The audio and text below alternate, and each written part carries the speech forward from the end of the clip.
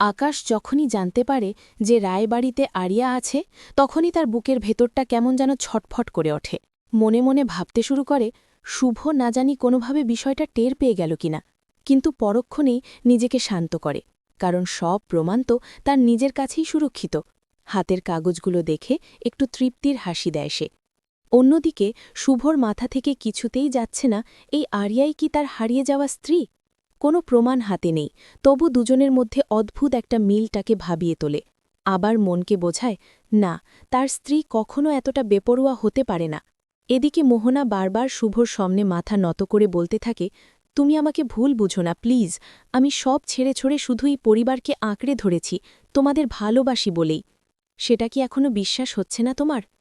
শুভ ঠান্ডা গলায় বলে, যা করেছ তার জন্য যথাযোগ্য জবাব পাবে মোহনা, এটা আমি স্বপ্নেও ভাবিনি তোমার কাছ থেকে।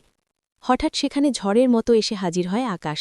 চিৎকার করে মোহনার নাম ধরে ডাকতে থাকে, জোর করে তাকে নিয়ে যেতে চায়, কিন্তু মোহনা দৃঢ় গলায় জানিয়ে দেয় সে কোথাও যাবে না। আদি আকাশকে দেখেই রক্ত গরম হয়ে ওঠে, ছুটে গিয়ে হাত তুলতে যায়। তখনই শুভ মাঝখানে দাঁড়ায়। তারপর আদি সরাসরি আকাশকে জিজ্ঞেস করে, আমার মেয়ে কোথায়? আকাশ শুরুতে সব অস্বীকার করে যায়, সে নাকি কিছুই জানে না, মেয়েটির সাথে কোনো পরিচয়ই নেই তার। কিন্তু শুভ চুপচাপ কিছু ছবি এগিয়ে দেয়। ছবিতে স্পষ্ট আকাশ নিজেই মেয়েটিকে কোথাও নিয়ে যাচ্ছে। এতে আকাশের মাথায় রক্ত ওঠে, কিন্তু ভেতরে ভেতরে একটু স্বস্তিও পায়। অন্তত আরিয়া যে তার স্ত্রী সেটা এখনও ওরা ধরতে পারেনি। এই ফাঁকটাকেই কাজে লাগানোর চেষ্টা করে সে। ঠিক সেই মুহূর্তে দৌড়ে আসে আরিয়া, মুখ দিয়ে বেরিয়ে আসে, ড্যাড। একটা শব্দেই সব ওলটপালট। শুভ যেন হঠাৎ মাটির নিচ থেকে বিদ্যুৎ খেল। এতদিন যাকে খুঁজে বেরিয়েছে সে কিনা এতদিন ধরে তারই চোখের সামনে ছিল। আরিয়াকে দেখে একটা অজানা টানে ছুটে গিয়ে জড়িয়ে ধরে শুভ। আরিয়া ছাড়িয়ে নিতে নিতে বলে, কি করছেন আপনি? আমার সময় হয়ে গেছে, আমি এবার চলে যাব, আপনাদের আর বিরক্ত করব না।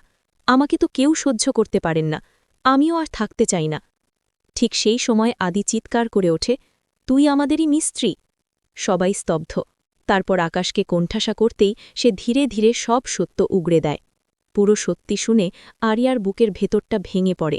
শৈশবটা কেড়ে নেওয়া হয়েছিল তার, মায়ের ভালোবাসা থেকে দূরে রাখা হয়েছিল ইচ্ছে করে। ঘৃণায় আকাশের দিক থেকে মুখ সরিয়ে নেয় সে। আকাশ বোঝানোর চেষ্টা করে, সব মিথ্যে, ওরা তোকে বিভ্রান্ত করছে, কিন্তু আরিয়া আর কান দেয় না।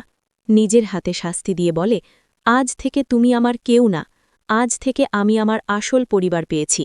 এই বলেই শুভকে শক্ত করে বুকে জড়িয়ে ধরে আরিয়া। তো বন্ধুরা, তোমরা কি চাও আরিয়া এভাবেই নিজের সত্যিকারের পরিচয় খুঁজে পেয়ে আকাশকে উচিত শিক্ষা দিয়ে শুভর বুকে মাথা রাখুক? অবশ্যই তোমাদের মতামত কমেন্টে জানাতে ভুলো না।